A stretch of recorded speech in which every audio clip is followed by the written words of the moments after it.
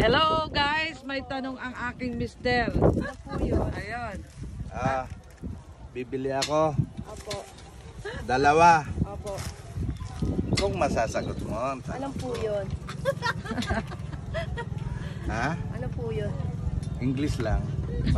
Mahina po ako. Nag-aaral ka naman eh. Opo. Oh, nag-aaral ka naman, di ba?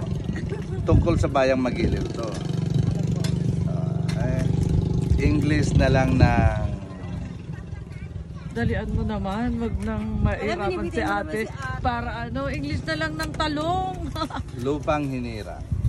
Yun lang. Tagalog po ayan lang po. English ng lupang hinira. Mahina ako. Mahina yun. Wala. Mahirap. Ay, isa pa. Ate, second chance. Ano na lang. Anong Tagalog Tagalog na. ng bra? David na po. Tagalog ba yun? Hindi. Tagalog na nga oh. Tagalog ng bra. Wala po. Tagalog nga bra? Opo. Hindi yun Tagalog. Tagalog po yun. Tagalog ng panty na lang. lang pala. Di panty. English yun. Tagalog na pra sa lungsus ay sa lungsus. Ay ano. Underwear.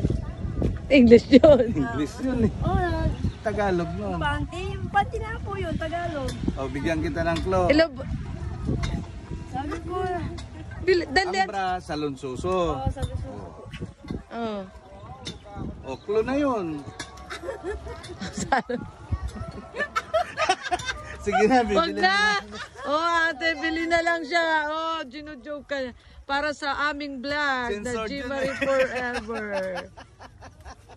Guys, paki-subscribe ang aming channel, G Marie Forever, G Brand Marie na nga lang Travel. sa lunsuso eh.